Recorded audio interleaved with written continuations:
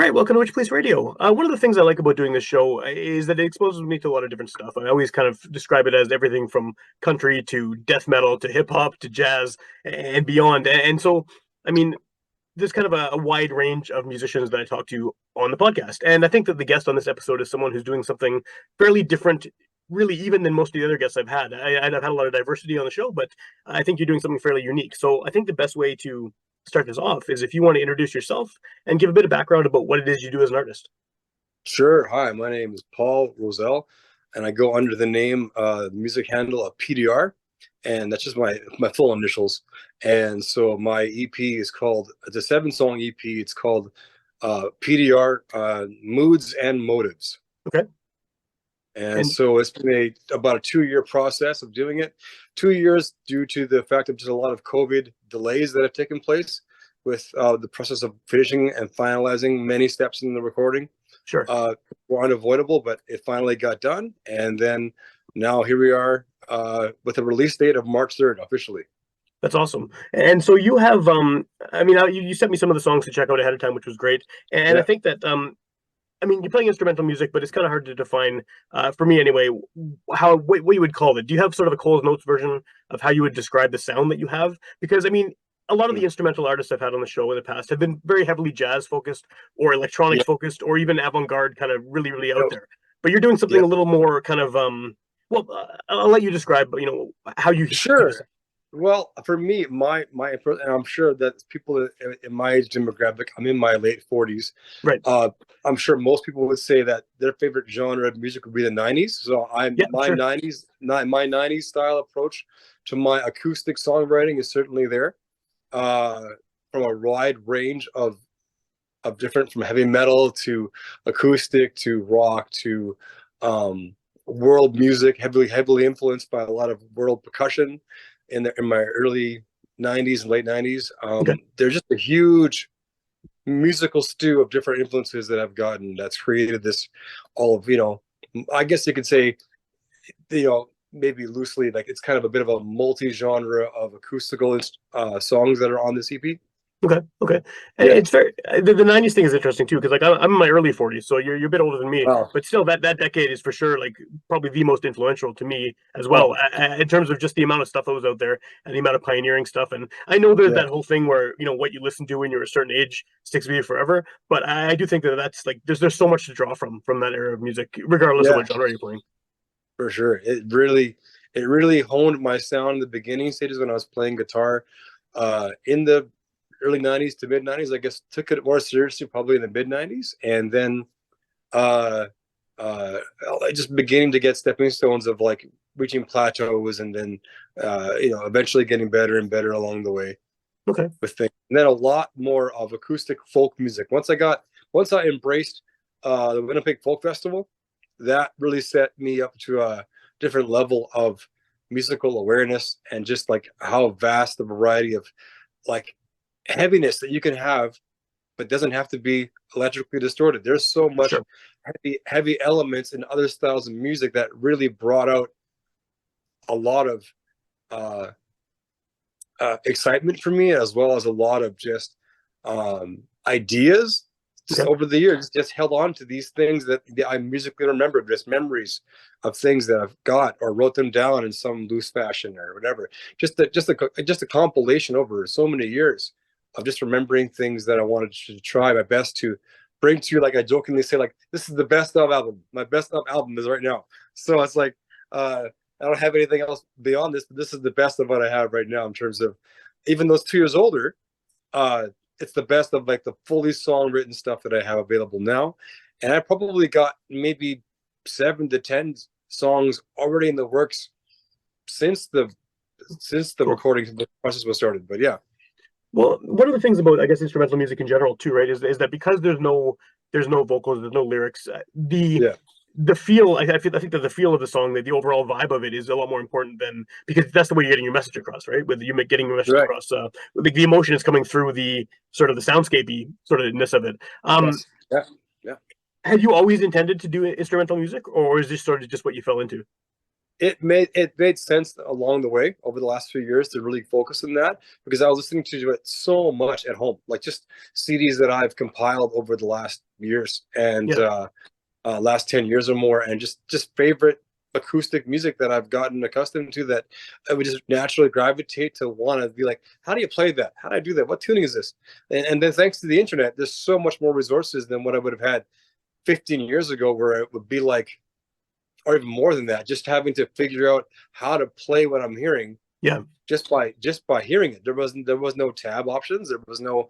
I just had to I had to just go along with it, and just kind of improvise with my own ear training, or just if I was fortunate enough to find some tab on something, or maybe find somebody who knew how to play it, then I would immediately look into it. But a lot of it has just been primarily self-taught, Cool. and just my own abstract ways of trying to approach how to harness that musical moment that I'm in, how to play it. Is a lot of it improvised as well, or is this all very planned out and specifically written out? It's a lot of just straight up jamming in the moment at home, improvisational, and then capturing it enough with like put it on tape and Yeah. like don't forget it, or like definitely mark it up to be go back to that thing and a couple of days later and improve it. And then some songs kind of go on the wayside. Some songs or some riffs, some ideas stand out in a musical sense, that there's a melody here, there's like you touched on a moment ago, there's no lyrics, but what is the song saying? How can I bring across an emotional, like a musical landscape, if you will, that would kind of that would create what the lyrics don't have, and Right. so what lyrics aren't there. So I'm just trying to create what I think would be interesting enough for somebody to stay attached to for Yeah. a matter of minutes, and that it would be it has a groove. Like I'm a huge fan of King's X from the early days, and other heavy groove oriented bands of that style. So I'm really like, if one of the biggest things that I learned from like the singer, and as well as bands like that, if the underlying groove isn't there for me, I'm probably not going to play it. It has Sure. to have an underlying, like the groove has to be there for me, and then I can embellish, then I can add to it, or pull back a little bit, add some surprises, add some nuances, whatever, just add some little details to make it so that it still tries to capture the ear, that you don't want to press the skip button to the next song because that last one was too boring.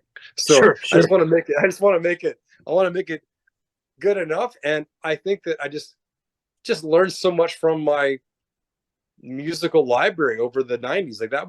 That's my stepping stones for so much of the foundation of where my music, it's like a lot of stuff I play, it doesn't necessarily reflect 90s straight up, but I mean, if it wasn't for that decade, Yeah. I wouldn't have a backbone to stand on in terms of how I began to play now. Like, it came from somewhere, and that's for sure the biggest thing. Well, you mentioned the groove part of things a few minutes ago, and also you've been talking sort of throughout about that heaviness that you like in a lot of different kinds of music, and translating that to the acoustic guitar. I think a lot of people on the surface, they hear a guy with acoustic guitar. Where is the groove in that instrument, right? I mean, what do you do on the guitar that is somewhat limited because it's not electrified, it's not Right. How do you get that groove? How do you find that kind of heaviness Right. with an acoustic instrument? I think it starts with the riff. It starts with a certain little idea, and then when you're kind of caught in the pocket and you're kind of playing, without distraction, you're just playing something over and over, or you're just kind of letting it just kind of flow. You don't think. I think the best way that groove happens is it's effort without thought. I think that's one really great bass player might have put it a while ago that I saw on YouTube. Effortlessness without thought is where the groove is. You're not trying to make it happen, it just happens. And you're just allowing the music to talk without you having to talk for it. And I think with the acoustic guitar that you're asking about there, I think that what I would do is it would be hitting the notes in certain ways that would create a slight difference in volume, a slight change or a slight bend, something that's going to add a little bit more articulation to what is being played. than just the normal way that you would want to hear it. And so, yeah, I just want to create something that I think would just try to somewhat capture some attention. I kind of also remembered watching. I'm a huge fan of Rick Beato, if you know who that is on YouTube. I He's know the kind of name for like, sure. I think I've seen one or two videos. yeah, Yeah. he's kind of like Alan Cross for Canada. He's like the U.S. version of Alan Cross, and he's just so friggin' well musically versed. And he had an interview with Sting. Cool. And he's a producer on the side, but anyway, he had a thing with Sting, and I hadn't forgotten what Sting said. If I don't like it in 15 seconds, if it doesn't capture me, I'm bored and I'm not gonna listen to it. And I kind of like it. I kind of thought about that approach nearing the middle end of my music in the recording process. I'm like, yeah, that's true. I want to capture it. Maybe I won't do the same section of verses and a pre-chorus and a chorus. I might do something a little bit different and throw half of that out the window the next time around, just to see what'll happen, just to capture some attention. And I don't think any of the songs on my 7 songs sound like those 2 songs sound exactly the same, or those 3, or that last song sounds like the first song. I think they all have a lot of their own different little things to say, and they all stand out in their own way. Yeah. So that's cool. That's cool. How does this? Have you had an opportunity to play this stuff live? In light of this EP coming out, and then how does that work? Because I'm assuming live is just you, or do you have people backing you up? It's just me.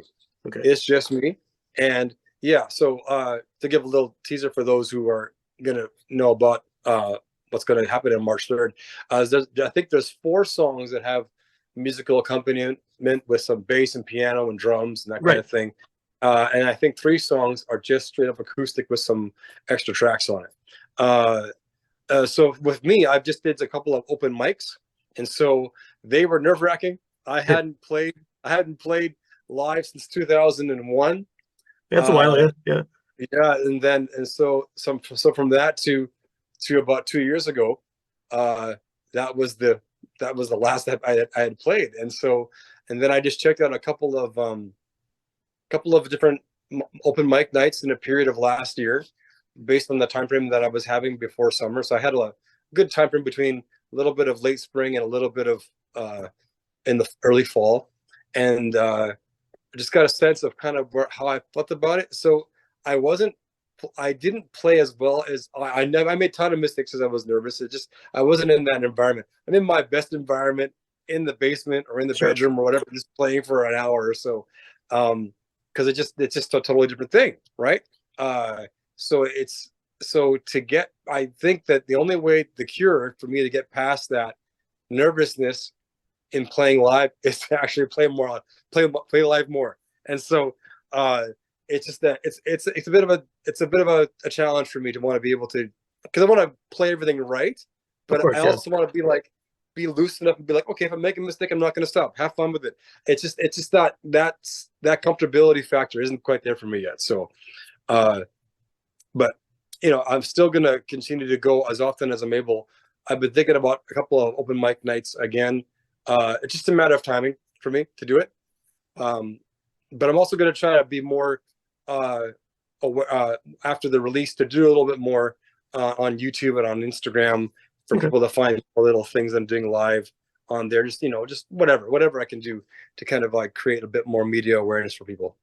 Well, just to sort of jump off the idea of playing things right when you're playing it live. I mean, once the EP's out, are people going to hear the EP, and then do you think that they will be expecting to hear sort of the songs played as they are on the EP, or do these songs, are they malleable enough that the live version is gonna? I mean, because again, it's just you without those backing instruments. Do you feel like you have sort of that malleability with these songs to change them or alter them or even completely reimagine them in a live setting? Absolutely, yes, yeah. I've actually been playing a couple of what I think are some of the stronger pieces here at home with some slight adjustments in a way to make it more not flashy, but a bit more finesse, a bit more articulation, a bit more of a slight change to bring a bit more melody to it in some parts. And so I got some ideas where I think I could certainly do that.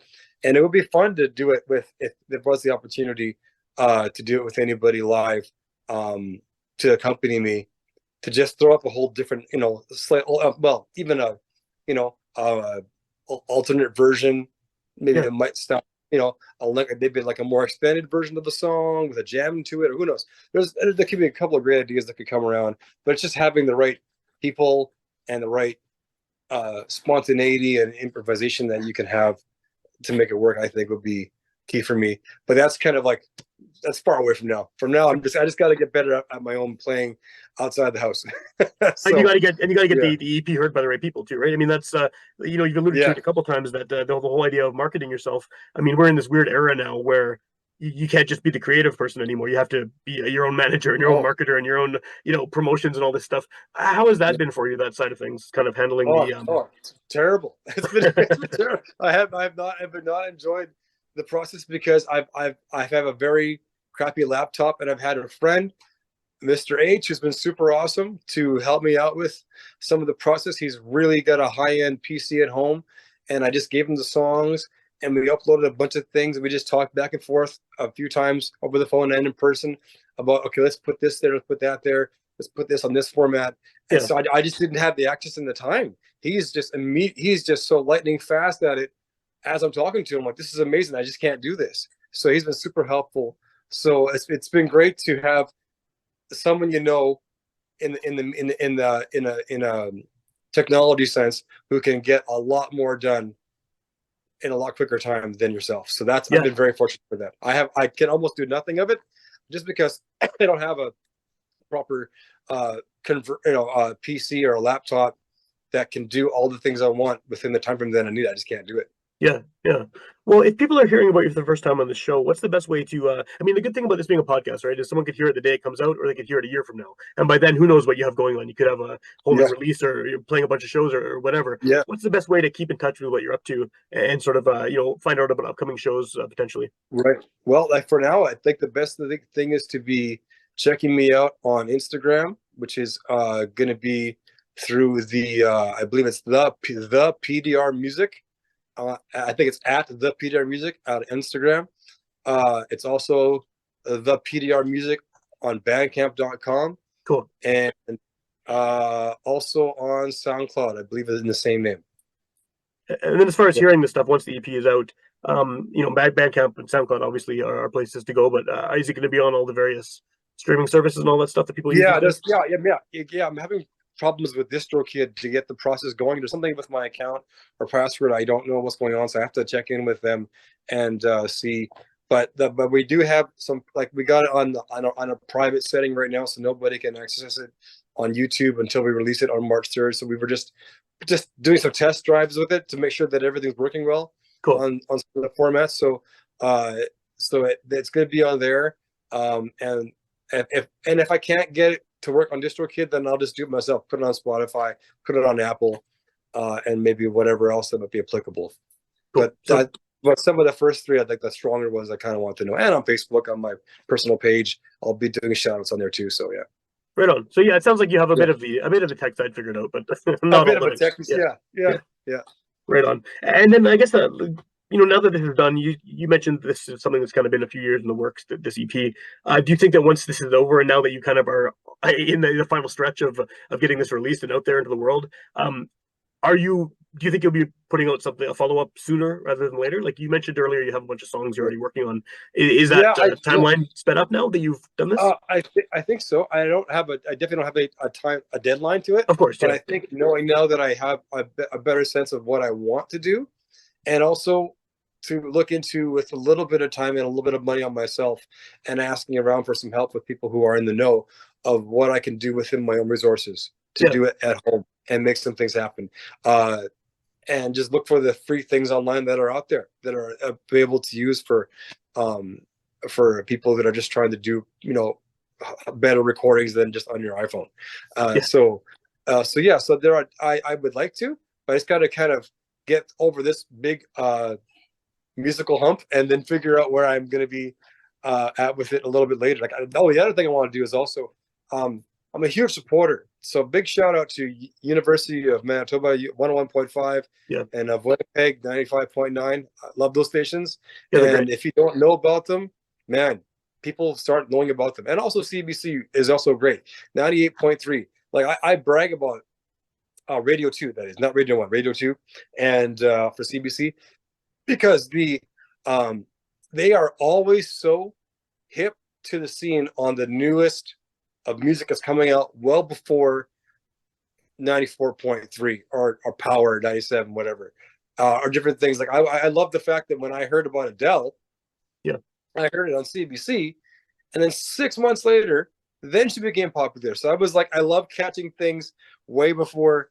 Like I was the same with Stone Temple Pilots, with Pantera, with Korn, you name it. There's a whole bunch of 90s stuff that I was hip onto, knowing about when those bands were still doing bar scenes.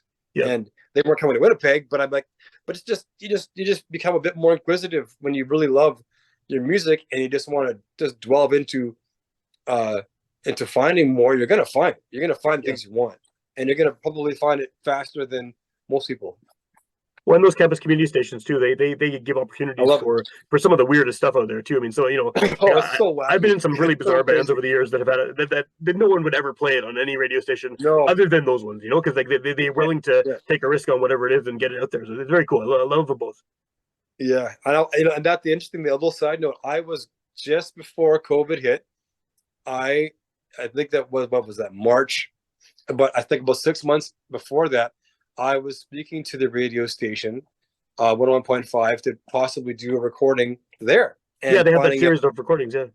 Yeah, I was thinking about doing some recordings and paying them and doing it there. And we were just about to go in some processes with doing that. And I told them I had to wait till after summer, because I approached them like in the May. And then there was just some more talks, and then had to wait. And they also told me that there was an option, was if you didn't want to pay, you could just play for free live on the radio. You could do that too. I'm like, oh, that's a cool idea. So I was considering those options while trying to work on some songs and just doing life at the same time. And then COVID hit, and then nothing. And then so we waited until like the following May to resume that idea, and it wasn't even an option because we didn't have it available. Everything was still shut down, of course. And so that option was thrown out the window. So I didn't know where to put at that time, I probably had 5 solid songs finished. And I just didn't know what to do with it. And then I just kind of was just asking around some different people. I do have one thing that I did sort of perform, but it was at home. It was digital. It was through the Manitoba Music, and it was called the Songwriters Circle. And so during COVID, before, because open mics wasn't available, they had this thing as an option. So it was my first taste before doing any open mics, playing in the basement, taking turns, listening to people on your iPhones or PC or laptop, whatever, and playing songs and discussing it. And that's where I was in my beginning stages. So that happened like in I guess 2021. I was doing that for a few times, and then probably late, I think it was fall 21, I began the recording process, and then we finished, and I think it was we finished recording everything in 2023, the fall of 23, and then just had to wait for a bunch of things to kind of line up with my guy with the engineering process and everything. He was away on vacation lots of times, and there was also some more COVID delays and more things taking place. And so I didn't get everything sent to me with the masters until December, and then had to decide when how I would actually proceed further beyond that. Okay, how I would actually get it physically, or when I get it digitally done, and all that stuff. So a few months later, we've got that done, and then now we're here. So awesome. And now people can hear that. People can finally hear this thing you've been working on for all these years. Yeah. It's been like the best of my music for about 4 years worth of it. Yeah. Right on. That's what it feels like. Yeah.